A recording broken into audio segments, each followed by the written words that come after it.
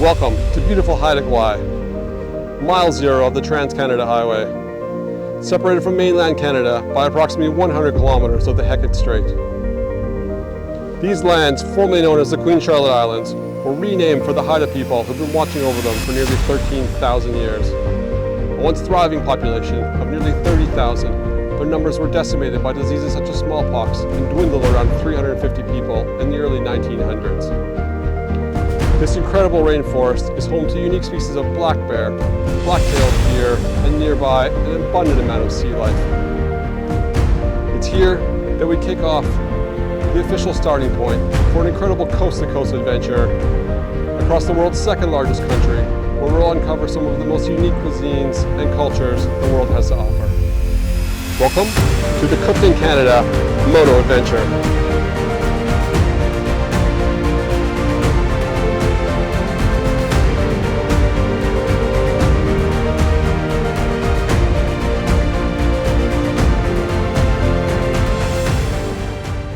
After traveling the world extensively over the last 20 years, I realized a few things. The world, its cultures, and incredible cuisine are what make exploration so interesting. I also realized that despite all this adventure, I knew little of my own backyard, Canada. With that, I hopped on my motorcycle, determined to ride every drivable province and territory I could, getting to know the people and unique foods that make up this incredible country. These are the stories of the people I met along the way.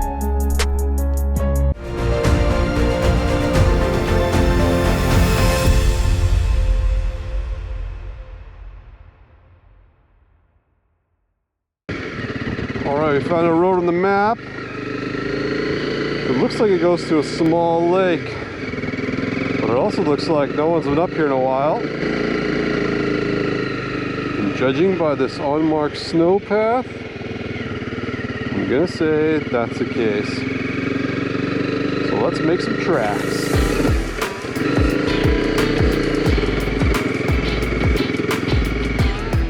Oh, let's see where this path leads to. Day one touring through Haida Gwaii, and I found a path that I think leads to a lake. So as you can see, it looks like no one has been here in quite a while. So I'm gonna walk it, see where it goes. I see a couple little deer tracks here. Other than that, whoa, a little slippery. Other than that, I don't think anyone's been out here for a while.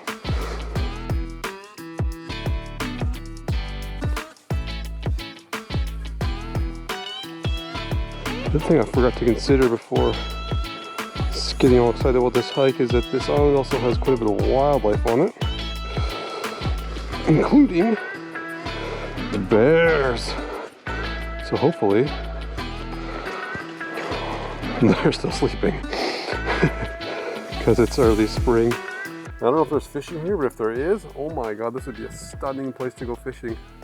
Although I do see now that we're here, there is this little boat along the side here and a little ladder to get up to it, so maybe people come here for recreation, I don't know. There's also a little bit of deer shit on the trail right here, as you can see. Deer? That's okay. Bears? Hopefully we don't see any bears here. So if you follow the trail closely, you will see that there's one motorbike track coming in here, and no other tracks on the road, which leads me to believe, I'm pretty sure with the outstanding evidence, that I'm the first person on this road this year.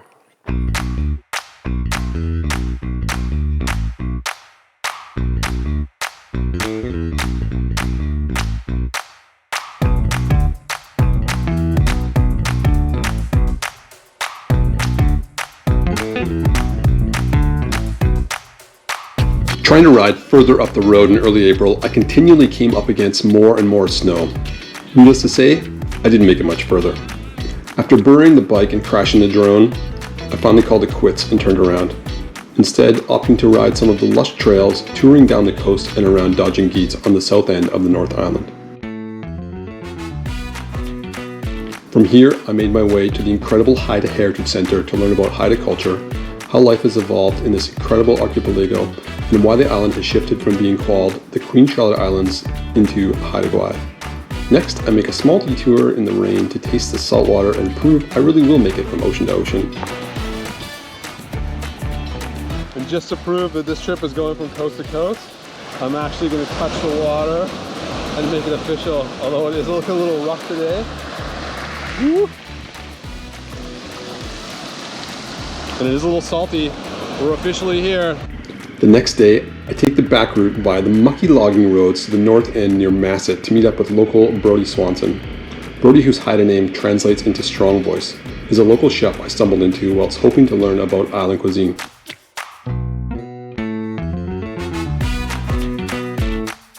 There's a 2 to 3 week growing season for fireweed shoots in Haida Gwaii, and here, at the intersection of Chef Brodie's front door, the Masset Inlet, and my curiosity, I'd arrived just in time to learn how to harvest and cook them. And I don't have a huge nettle patch, but just over here there's some nettles that we could... Yeah, for sure. Yeah, it sounds amazing. At the right time of year, you can grab something edible or medicinal from your yard. Yeah. A little nettle patch that actually just started popping off. It wasn't here when I first moved home in 2018. But yeah, it just started coming up. All these guys use a lot like spinach. Okay, so you just could saute them up, Plants or... them bad, but like you should use gloves, but yeah. I'm not going to handle it too much. What, what, you get like an itch or something? Yeah, it's a stinging nettle. Oh, it's a stinging nettle. Okay, yeah. The warning is in the name. Yeah, that's what I named my dog. Her name's Nettles. Nettles? Yeah. Oh, that's awesome. Hopefully not stinging nettles. Yeah, this has medicinal properties. Yeah. My girlfriend, she's a amateur herbalist, forager. Yeah. And she likes to, well, she has seasonal allergies, so what she does is she'll take this and then dehydrate it. Yeah. And then soak the dehydrated leaves in high-proof alcohol. Yeah. And make a tincture out of it. And that'll help, it's an antihistamine. It'll help with her, her allergies throughout the year. Like I said, it's a perfect time of year. Because I was seeing pictures of my friends on the south end. You know, they're picking nettles, and usually it doesn't start for a lot later, but we've had some good sun exposure since January. Yeah. Normally this year is about a 5-foot high bush of wild rose. These right here? Rose hips, yeah. Oh, wow. Yeah, my significant other, she'll use the flowers, mix it with honey, get it infused that, and I'll take the berries in the fall. And you gotta wait till the first frost, and they'll soften up and become more ripe. Yeah. And then I make ketchup out of that. You make ketchup out of this? Yeah, there's the like berries. Rosehip ketchup? Brodie invited me in for a personal cooking demonstration, which was amazing. Once inside, we quickly got down to culinary business. A pot of water and a couple of pans hit the stove, then some butter and spices began to materialize. But as we got talking, it was the insights into local life and culture that were really fascinating. It's okay, bud. Nettles. What a cute name. Hey, buddy. Hey. Hey. Oh, Zara. You're bigger. Yeah. Hey, little pooch. Hey. And so at any time of the year, you could essentially harvest something from around the island. Yep. Vegetable and protein. Yep. If it's not land vegetable, it's sea vegetables with kelps and seaweeds. Yeah. Things like that. And then there's a saying like when the tide's out, the table's set. Yeah. Right. Yeah. It's very true because today was a perfect day. The tide was nice and long. I think it was a 1 foot. Yeah. More recently, I cooked for a potlatch. I just learned that word 2 A days ago. memorial potlatch, which is a way. It's a ceremony where we display our wealth, our prestige, and we honor people in the potlatch ceremonies. In this particular potlatch. But it doesn't necessarily happen at memorials, right? It can happen anytime. No, for namings, for chieftainships, for thank yous. Yeah. If a particular clan has some thank yous for some help they got from other people, they'll throw a potlatch and honor people in that way. And what I'll make here is a 𝗔𝗯cie. A 𝗔𝗯cie? Yes, it's generally made with spinach Yeah. and dressed lightly with sesame and 𝗔𝗯cie, sake, a little sugar for sweetness, and soy sauce. So you're saying that the potlatch can happen for like chieftains and stuff like that. Yep. So if I understand correctly, is it still the same? Is it still just essentially two clans of people, like the ravens and the eagles? Yeah, those are the two main moieties of Haida Gwaii. On the mainland, they have, you know, frog clan, wolf, and all that, but we prescribe to, you know, the dominant or The main two. prominent two, Yeah. which is the raven and eagle. And so which category would you align with? I'm Raven clan. Raven clan. Yeah, 𝗔𝗯cie. Interesting. You live on Raven Road. Yeah. How fitting. Yeah, I'm just squeezing out the excess moisture after the blanch, and it'll just really help the. See, it's not a whole lot, but it's enough to get across the idea of what we're going here. And you notice like how much colors came off, like Oh wow. like this was a white paper towel, but then it's got like Cool. purples, greens, and bluish colors. Looks like it's tie-dyed now. Yeah, Wow. yeah, and that's like the vibrance of the nettle. It's like very full of antioxidants and. And do you find a lot of people come here to try the food, or do people just come? Yeah, that's another thing that I like picked up is, you know, people. It's a food destination. People come here with the expectation of having seafood. You know, Yeah. we're world famous for it in a lot of degrees. But the biggest problem is the accessibility for tourists here. Yeah. Like you could get you're better. You have easier access going to Pike Place to get Haida seafood than coming to Haida Gwaii, and that's like it's no fault of, you know. We like first we don't have the population. Yeah, right. It's much sure it's easier to make a sale over there in a day. You could sell way more than you could to the locals. Exactly. And let's see, the locals, you know, everybody's, you know, got a friend or their own means of catching. Yeah. And so if someone was going to come for a meal here and they couldn't come to your house to have it, where would you recommend that they would go? I would recommend Haida House in 𝗔𝗯cie. Oh yeah. My former place. I was going to say, I saw your name on there. Yeah, okay. I used to work there. They got Yeah. a great chef. I worked with John Lowe for a couple of years. He's at the helm now, and Yeah. he's doing a great job. And I also recommend Blacktail. A gentleman named Eddie Saz. He does some amazing food. Yeah. And Gather. Gather makes a little more of an effort to have local foods on Yeah, the hold on. menu. That's Try that. all right. Looking forward to it. Yeah, I could use a little more salt on there. Yeah, I like it. Like I like the nutty flavor the sesame brings. Oh yeah, for sure. Wow.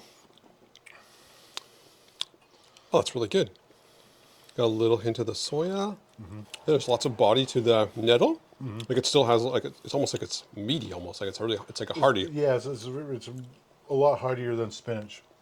You know, it's like I say, it's kind of like a mix between kale and spinach. Yeah. You know, where it's Yeah, got for like, sure. the greeny flavor, but also got the hardiness of the That's exactly what it the is. kale. You know, got a little more Yeah, toothsome totally.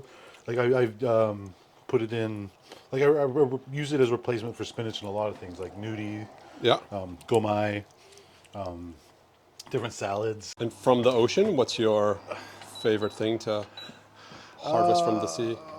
My favorite thing to harvest, I'd say. That's a good question, actually. Like anywhere from like octopus hunting. Octopus yeah, hunting? Yeah, like I say now, when low tide's out, tables set. Yeah. Octopus are one of my favorites to go and harvest. Like they're out of the water? No, or they what? hide under large rocks. Oh, so They to go have- find them. Yeah, they have dens.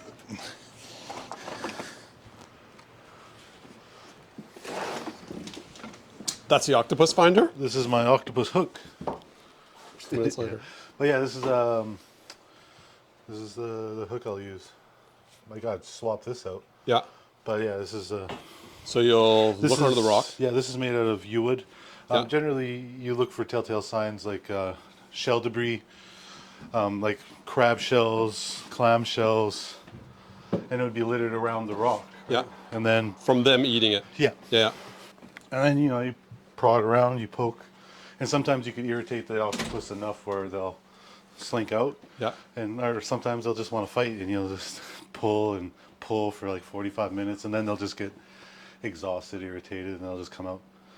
But then there's also times where if you hit the right rock, Yeah. and there's a nice flat base on there, you could hit it with another rock, and you just knock, and then the octopus will come walking out. Like I said, I love octopus. I also love chitons, which is... What's a chitin? A chitin I like to describe as a backwards clam, because you know how clams got the shell, and then their meat's in the middle. A chitin, their meat's on the outside and their shell's in the middle. And then they suction on the rocks. And that's how they live. They crawl on rocks and they'll eat algae. Oh, cool. Greens, and then you pop them off. They're a little chewy. Yeah. But yeah, they're one of my favorites. One of my favorite snacks I grew up eating. What is our? I forgot our Haida name for it. Yeah, I'm just taking Haida classes. Yeah. My grandmother was a Haida teacher, Haida language teacher. Yeah. But you know, like one of her biggest regrets, she'll say, is that she never actively instructed us and taught us growing up. So you know like pleasantries, but you don't know the language. Yeah, no, I don't know fluently. I know pleasantries. I could understand a sentence here and there, but I'm not far from fluent. And Population of Haida, how many would actually speak Haida? less than 1%. Less than 1%? Yep, less than 1%. Oh, wow. There's maybe 3 or 4 fluent speakers alive. Oh, shit. Yeah, on island. Yeah, it's very much in danger. Yeah, it's a language isolate, which means a language to be awarded the label isolate needs to evolve 20,000 years away from other languages. Yeah. So yeah, being separated from the mainland, Haida is we borrow and share some words from the Tlingit and the 𝗔𝗯cie. Yeah. But other than that, you know, like our language is very, very different than any other language in North America. Yeah, for sure. In Yeah, general. because you're just so, well, it doesn't seem as isolated now because you can catch a ferry here, but even 200 years ago, I'm sure getting here would have been its own mission entirely. Yeah. Yeah, far out to sea people. That was like the general description of other, mainland First Nations, indigenous people. We were the far out to sea people. There were over a dozen different dialects of Haida language before colonialism came. And we lost 99% of our population, 98% of our population. Yeah, we went from anywhere from 20,000 to less than 500. So yeah, the bounce back is happening, and you know we're reasserting ourselves as a culture and as a people. We're not a culture that's relegated to the past. We are a living, thriving culture. You know, we're building back up to that monumental status that we used to have, as you see with the totem poles that are going up. Yeah, it's amazing. Yeah, it's really it's awesome beautiful to too. To actually see and the totem poles in water. It's like a big greeting. Like this is us. Exactly. Come on over. And that's what their existence are for, is to portray a story of the clan that commissioned or carved the pole. It's their story and their clan histories. So that is exactly that. It's a marker. It's a hi, hello. This is who we are. Yeah. And this is how we represent ourselves. And the poles used to line the waterfront. Yeah, I saw the picture from 1882 or something. I think that's what it was. Yeah, it's early or late 1800s. Yeah, completely. It was amazing. Completely lined. You know. And like I said, it's coming back. You know, I think we have 19 poles here in Masset. Oh, amazing. First one that went up since contact was in 1969. It's down by the church. Yeah. Down the end there. Robert Davidson, as a young man, him and his brother worked really hard to make that happen, and it's... Totem poles are another proud marker of the locals, which nearly became erased from history under the suppression and dark days of colonial religion, politics, and whitewashing. In 1969, local Haida artist Robert Davidson decided to break a nearly 100-year-old gap in the tradition of pole carving on the island. His courage sparked a much-needed reboot of locally celebrated culture. Brodie proudly explains there are now 19 poles around Masset and even more spread across the archipelago, a symbol of the local strength and resilience. Us being led to believe that our culture was devil worship. So bananas. It was just like... Again, it was a different time then, but I'm not from that time, so I can't speak to it, but I'm from this time, and I find it but so bizarre that someone thinks that what they think is better than what someone else thinks, and so it should be their way. Obviously you feel it more than I would, but I find it the most insane thing. Yeah, it's but you know, like I said, we're bouncing back. We've got a lot of great things happening. The Council of Haida Nations got a lot of initiatives going to help, you know, move us forward as far as, you know, asserting our cultural rights, preserving our forests for our future generations so they could continue carving. And then, you know, and that's a big point of contention too, is, We have a logging company that's Haida owned and it's operated as Haida as such, but they're operating like any other licensee would. Yeah, right. They're falling and they want to target cedars and maximize profit on those, when that's like counterintuitive to the way Haidas utilize our forests. Yeah, right. And there's, like I said, there's contention there. Some people are for it, some people are against it. I'm like in the happy middle. Like, I know logging needs to happen to keep people working, and like forest industry, it's always going to exist in BC in one way, shape, or form. So, and I'd really like to see it on the carbon credits. Let's leave the forest be, and let let people give us money so they could offset their carbon. Yeah, right. Yeah, and if that system worked like they say it should, that'd be an amazing system. Yeah. I don't think it's doing what they say it is, but anyway, that's each to how they sell it, I suppose. Yeah, it's So if there was another, let's say there was a COVID apocalypse again, and the ferry shut down, they couldn't get food here, and the stores were closed, do you think that people could live off the land without overdoing it? I want to say yes, but I just the deer browse.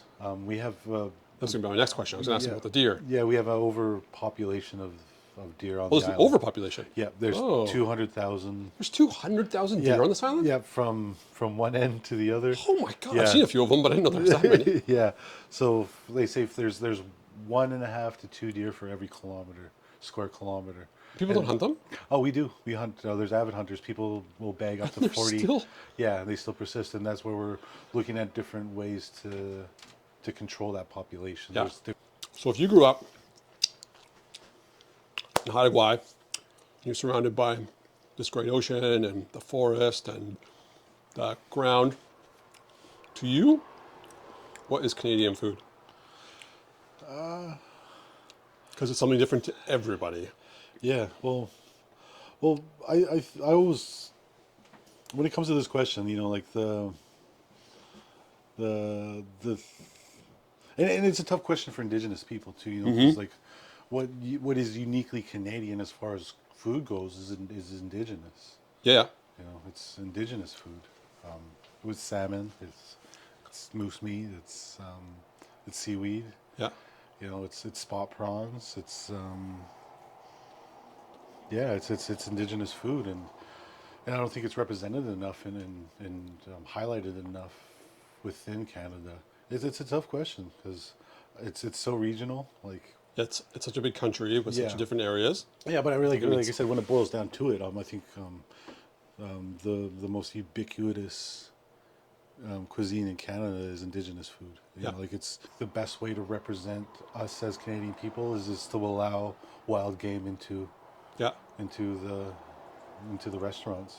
Yeah, I think as a tourist, I'm maybe not necessarily, although I'm Canadian, so I feel a little bit differently about it. But if I was coming from somewhere else, like say I was coming from Germany or I was coming from Australia or something like that, and I came here, I'd want to try something uniquely Canadian, but I honestly wouldn't know where to find that, or someone would tell me to have a burger probably, or try the salmon, which could be any kind of salmon. It could be farm salmon from a freezer. How would I know the difference? But if someone was to sit me down and explain, like, this is smoked salmon from this particular native culture on the Pacific coast, or this is maybe a moose harvested by a native culture in the Northwest Territories or something like that, I think that would be amazing. Yeah. But I wouldn't know where to look or where to find it, and that's the thing, maybe it's changing. Because it's illegal, like we can't serve it, even though we've been harvesting and we continue to harvest and serve it safely. It's served safe in the schools here on Haida Gwaii. It's served safe in the hospitals. And then when it came to the question, can we serve it into restaurants, it was a hard no. Regardless of how they perceive things, it is being safely processed, and we're doing it with the intention not to just capitalize on an economic opportunity, but to share food, share our culture, and that should involve wild game, whether it's beaver, whether it's venison, whether it's ducks, geese. Yeah, I'd be amazed if I could go to a place and try beaver, duck, and venison on the one menu. I would pay for that experience for sure. Yeah, and that's something I'd love to see, and we're working towards, and I'm kind of there's various reasons why I stepped out of the kitchen, but one of them is, you know, like the hours. the hours and the extremely thin profit margins. Yeah. I know. I've worked in kitchens more or less my whole life, and I own a couple restaurants at different stages. Yeah. And I love the idea of the industry and the excitement, but that is where it ends for me. Yeah. Capitalism-wise, it just isn't a. No, and that's where I really felt, you know, like I lost my passion because, you know, it wasn't about, you know, me communicating my relationship with food and sharing it. Yeah. It was just about who I'm feeding next. Yeah, right. You know, what they want.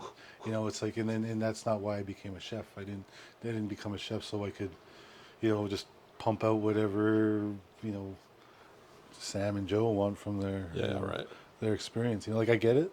I understand where people are coming from, but like I said, I don't want to work under that paradigm where, you know, there's expectations and you just have to deliver. You know, like I want to be able to you know, take all my experiences that I've cultivated and I worked towards and that I earned and share that, like unaffected, unadulterated, and just what it is.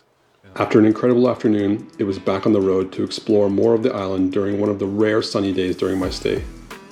The dishes Brodie prepared were simple yet thoughtful, the afternoon was intimate and informative, and the setting was welcoming and inspiring. A reflection of Haida Gwaii as a whole. Imagine a world where you can survive off what is harvested in your own backyard, and your front door is a welcome symbol for friends you haven't even met yet.